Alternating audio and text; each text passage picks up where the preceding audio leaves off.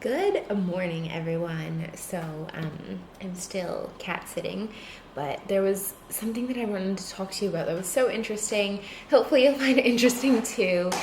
Um, oh no, I don't know if you can hear that or you can see her in the background just down there. Kitty has decided she is going to do some scratching and sharpening her claws. So hopefully, that's not too noisy. But this is really interesting. I have for like as long as I can remember, I've had a phobia about like being murdered. Like even when I was like really young, like I remember being like when I first like moved into my own childhood bedroom, I remember like just being afraid that there would be someone out in the yard, or I don't even know where I got this idea because like it started so young. I don't know how I knew to be afraid of this, but it was something that I was really afraid of. And like even being an adult, sometimes like sleeping in a house by myself, or like even being in my house, because I have like it's just a one bedroom, so it's quite small, so I usually feel like quite safe in there. Oh, hello, kitty. Hello. And like most of the time I usually feel pretty safe in there because it like kind of it backs onto the neighbor's house. So like I'm like there's someone there, like it'll be fine. But sometimes like if I don't really watch scary movies, but if I like accidentally watch something and it's a little bit too scary, or like even if somebody like tells me stuff, like even when everyone was watching like that Jeffrey Dahmer series on Netflix, like I was like, there's no way I'm watching that. But even if people like tell me things about it, I would still like it would get really in my head, and I would get really anxious.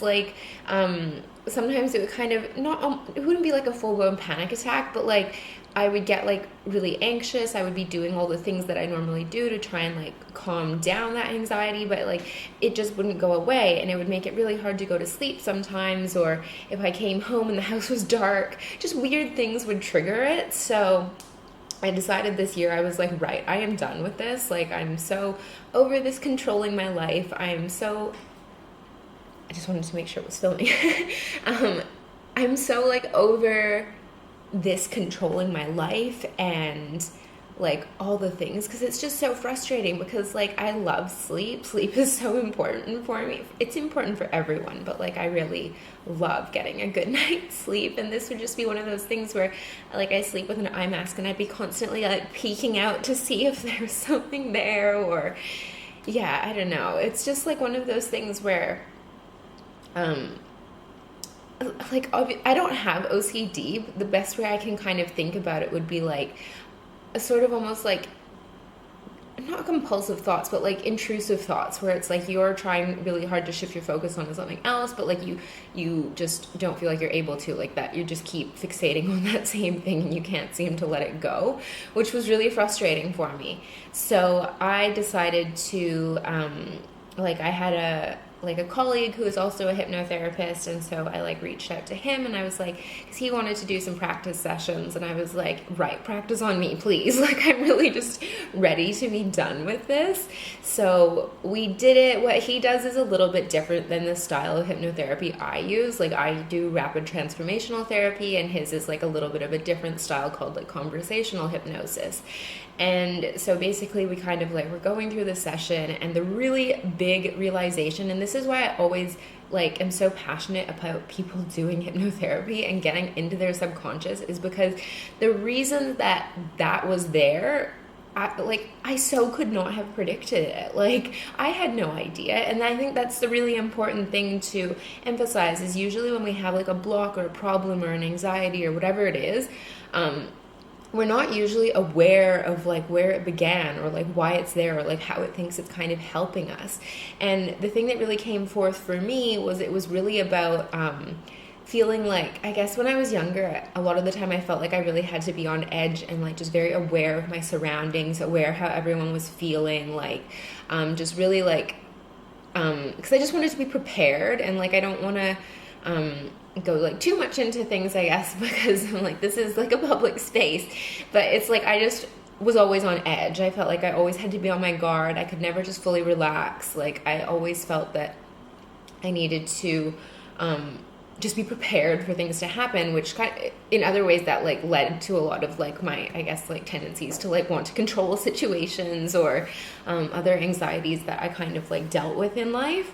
But it was really about that. And then he was really helping me dig into, he's like, what exactly is scary about this for you? Like, aside from like, obviously being murdered is like scary, but he's like, is it the part that you're not going to be alive? Is it the part that like, it's going to, like, what exactly about it is it? And then I had this realization that I was like, oh, it's not so much about, like, I'm not really afraid to die. Like, I don't want to die, obviously, but, and, like, I've had a good life. I feel good about things. Like, if it's my time to go, like, I'm not overly upset about that.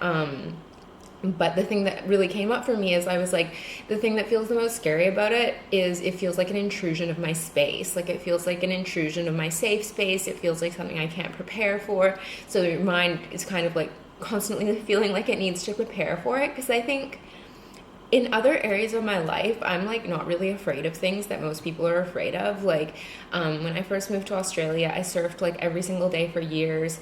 I'm not afraid of sharks. Like, of course, I have like a healthy respect for them as an apex predator, but I'm not afraid of them. Like, I know that they're probably not interested in me in food. Like, relatively few shark attacks happen for how many people are constantly going in the ocean every single day and like surfing and whatnot. I'm not afraid of sharks. Like, of course, if one is coming to me with its mouth open, I will probably be concerned, but like, it's different. And I'm not afraid of spiders. Like, the things that people normally are afraid of don't usually bother me. So it was like this one thing where I was like, why can I not like logically get myself out of this? But when we really dug into it, it made so much sense to me, because I'm like, oh, okay, well, this isn't really about the murderer per se. This is more about like feeling like I constantly have to be on my guard in case someone invades my space, which makes sense when I look at like a lot of like childhood patterns, or like, I guess maybe ways that I felt like I needed to like adaptive behaviors or like coping mechanisms. And yeah, it was really, really interesting. So I'll be really interested to see how things pan out in the next little while. I think there's always like a bit of an integration period after you do it, where it sort of feels like things are settling, your mind's kind of processing what happened or like what it's kind of realized. So last night I fell asleep really easily, like didn't really think about it. Like, it just felt like the emotional charge around it was kind of removed, because I think sometimes it's a little bit like if you're like, you have a scab and you want to pick at it, sometimes your mind is like, is it really gone? So it starts like going down that path of like thinking of the things that normally would bring quite a strong emotional charge. And it didn't really feel that way. Also, I find after doing subconscious work, though, like, it is quite mentally tiring. So I went out for dinner last night with a couple of my friends, and I was, like, yawning at the table, which I felt really bad about, because I was like, I'm not tired. Like, I am tired, but I'm not bored, is what I'm trying to say. So it was like I was definitely feeling very like drained on the way home, and I like when I got into bed, like the mind was sort of like, what about this? And I was just kind of like shut it down, and I was like, no, and I fell asleep quite quickly.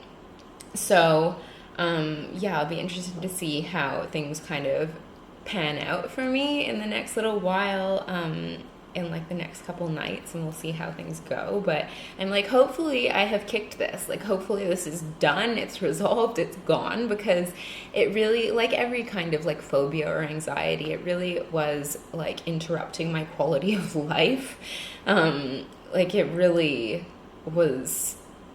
I noticed it the most, like if I'm sleeping in a new place or there's no one else there, that sometimes it will show up. It depends how familiar I am with the place, and if there's someone else in the house with me, like, then it doesn't really show up, because I think in my mind I'm like, oh, I'm safe and protected, there's another person here. So it'll be interesting to see how that pans out, but I'll keep you posted. Hopefully this is it released for good, because I actually haven't ever spoken about this anywhere publicly, which is kind of, and I've never tried to work on it either in any other way.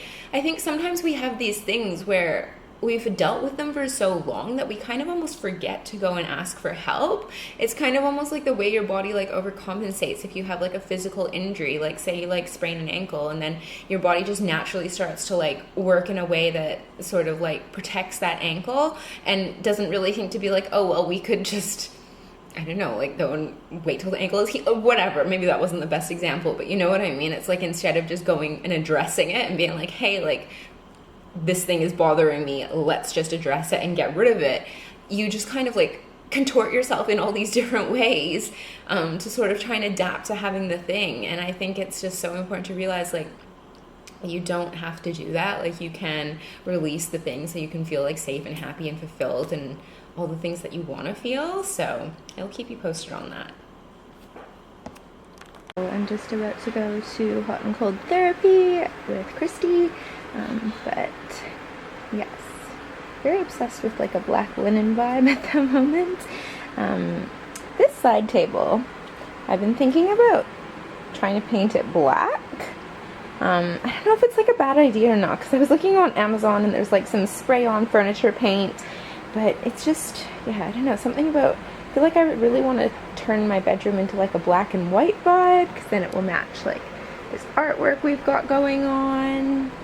I don't know. If you've ever tried to paint your furniture, let me know below. How did it go for you? So the place that I'm renting, it came like semi-furnished, so some of the stuff in here I can't take it out, which is frustrating sometimes, but it is what it is. And so on the wall behind the TV, there's actually like a TV bracket, like such, that's really ugly. And obviously I don't want to look at it, but it's kind of hard to find art that fits over it. And so when I moved in, I made this, well, I didn't make it, like I ordered it. This is a print from like a photo I took when I was in Joshua Tree, and I put it up on the wall, and it's been there for almost 2 years now, and like we like it, but I've been kind of like feeling like I just want to turn the living room or the lounge into like an all white vibe. Like I was thinking about getting like a white rug for like there, and like, because I just love like all white spaces. I find it so calming and like so zen, and like that's my coffee table. That like TV console was here when I moved in. We don't love it, but it is what it is. I put like a white cover on the couch, so it's kind of like I want something like white to go up here. And I was kind of thinking about, I was like, oh, maybe I'll just get like more curtains and like put them all the way across, but these curtains are from IKEA, and it turns out that they don't seem to make this style anymore, which is weird because they've been on there like forever. Like I swear everyone has these curtains. But yeah, so that plan kind of went out the window. But I have like a white linen flat sheet that I don't use on my bed because I don't really use a flat sheet, but I was thinking, I was like, well, what if I like drape it up there in kind of like a cute vibe, and then it'll also maybe just like add to like the white sort of textural vibe that we're going on. So I'm gonna give it a go, and hopefully it looks good. We'll see how it goes. Hello. Okay, so I wanted to share with you a little bit about not just the Magic of I planners, but like they also have a dream journal, they also have a mini pocket planner, they also have a moon phase calendar, which is like a really beautiful poster. You can put it on your wall. I will show you that after that, but I just wanted to walk you through these planners and these journals and how I use them. I've actually been using the Magic of I planners since probably like 2017. I remember seeing them on their Instagram and I was just like, oh my god, these are so beautiful. I put it on my vision board, and at the time, like spending that much on a planner, it seemed like a lot for me, but I manifested working together with them. But I actually have purchased the planners like consistently every single year, even before we started working together, just because I love them so much. They're so beautiful. I'm just gonna show you this year.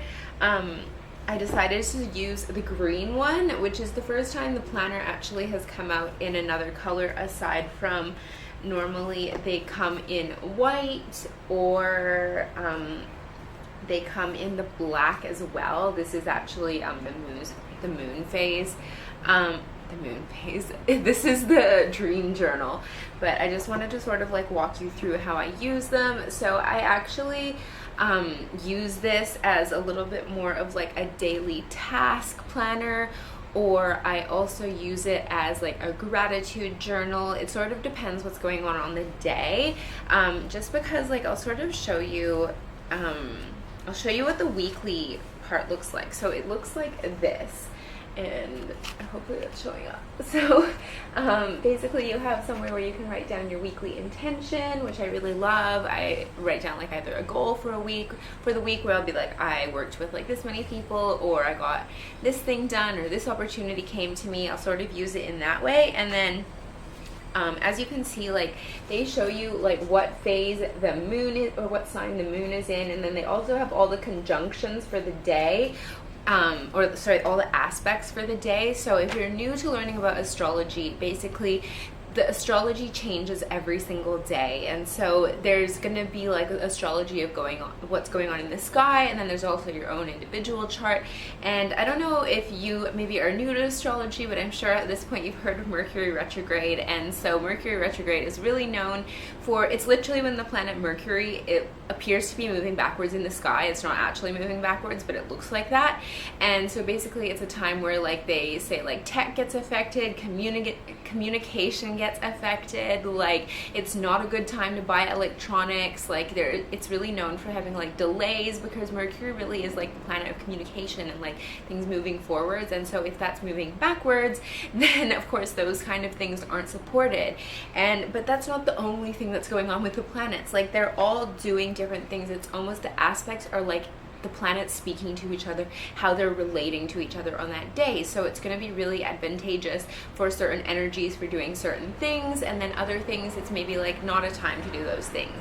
So this is so useful when it comes to planning your day, when it comes to planning your week. If you run a business, like knowing like, oh, should I launch something? And spoiler alert, if it's during Mercury retrograde, probably not. You're gonna really struggle to land that communication and have people understand what you are talking about. So even just knowing that really helps you use your energy in a way more beneficial way. And of course, if you are new to learning about astrology, you're like, whoa, this sounds like a lot. How am I even going to know how to do all of this thing?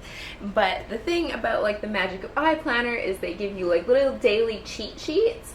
And at the beginning of the planner, they'll actually tell you like what all those things mean, so you don't actually have to learn, or if you're still new to learning about it, you can kind of start to understand what those things mean and how you can still work with the daily energy of the sky and the stars, and to support you in what you're trying to do. And so in the beginning of the planner, they basically have, it's almost like a full book that teaches you about what all the signs mean, how to work with the moon, what all those conjunctions and aspects and different things mean if you're wanting to learn more about that. And it's like a really great quick start guide, because if you're like, oh, I wonder what like this thing means, you can just go to the front of the planner and have a look, and it will tell you.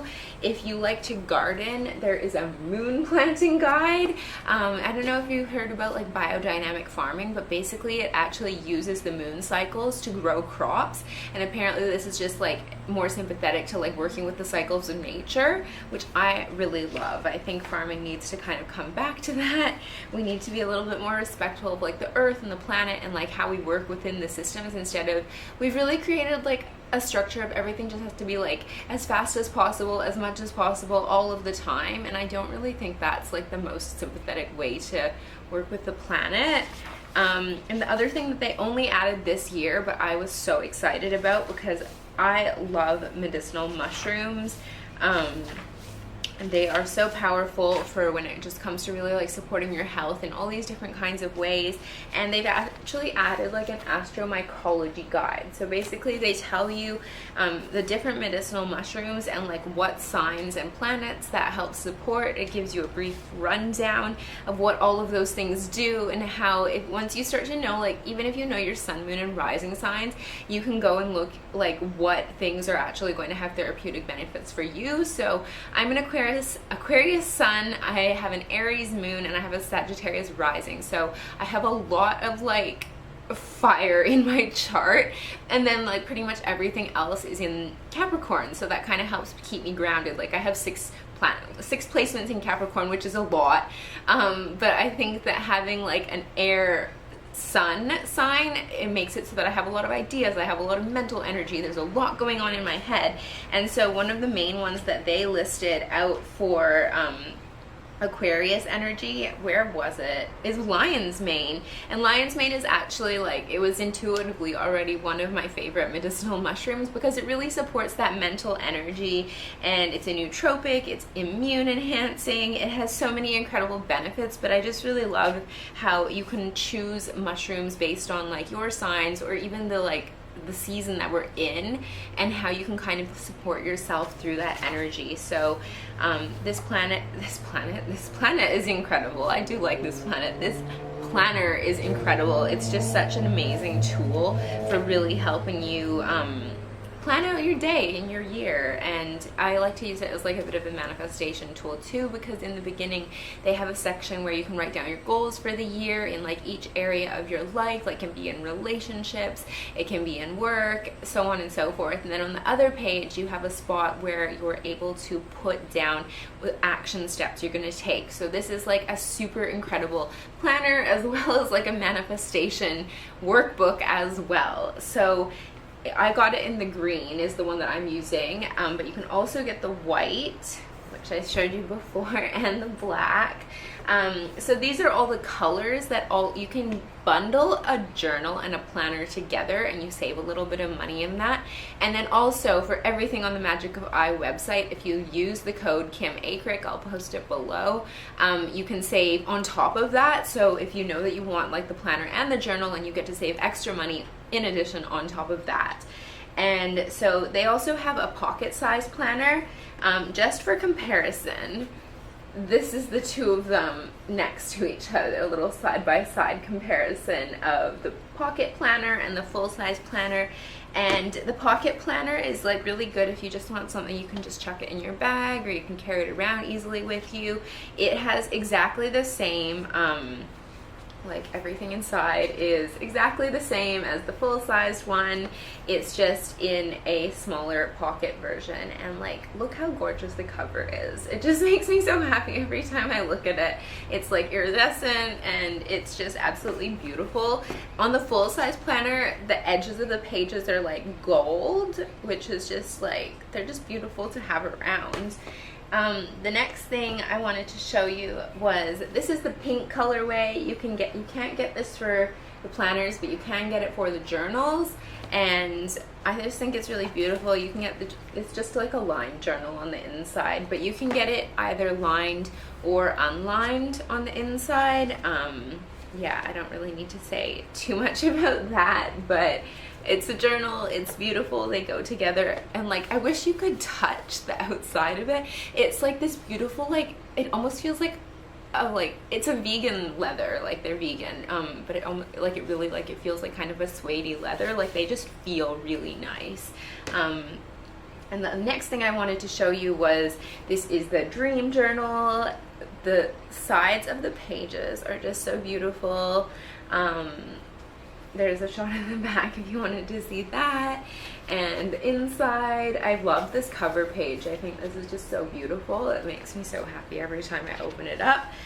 But yeah, the dream journal, like, it just gives you space to write down, like, what have you been dreaming about, and start to notice patterns or like themes that are coming up. Because as Freud taught us, like, one of the first things he kind of used to get into the subconscious was by dream analysis. So if you are the kind of person who notices like repetitive dreams coming up, or like you want to kind of just like jot it down, like when you first wake up while you remember it, this is just like such a gorgeous thing to have on your nightstand, and like be able to do that and start to really like dive into what is going in your subconscious.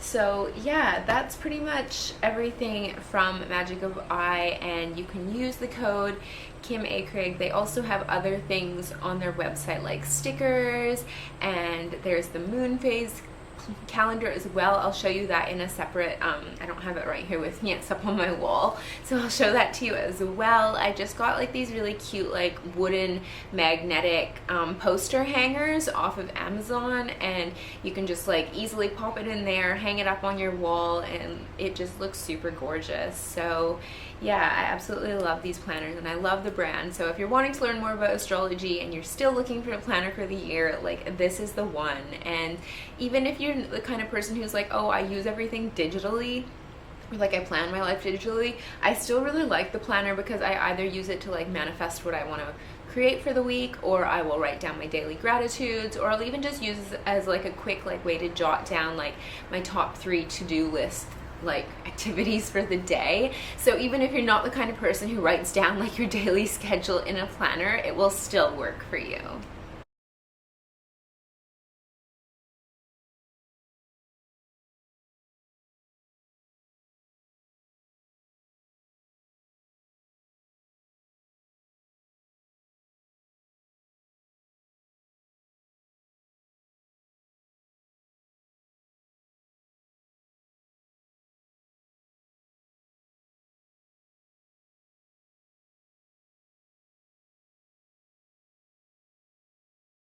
So I absolutely hate how this looks.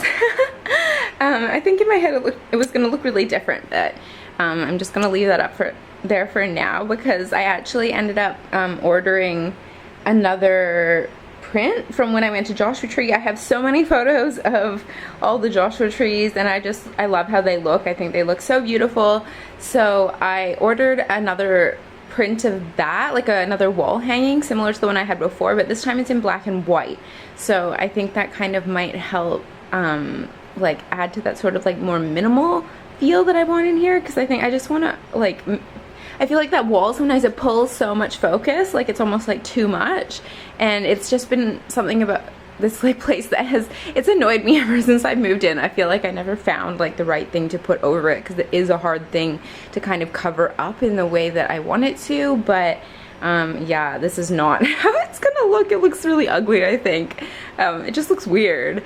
But yeah, that should come hopefully. Last time I ordered from them, I got it from Society 6. So Society 6 is like, it's a site where you can like, if you're an artist or a photographer or whatever, you can upload your things and sell them like that. But I just upload my own work and sell it to myself, because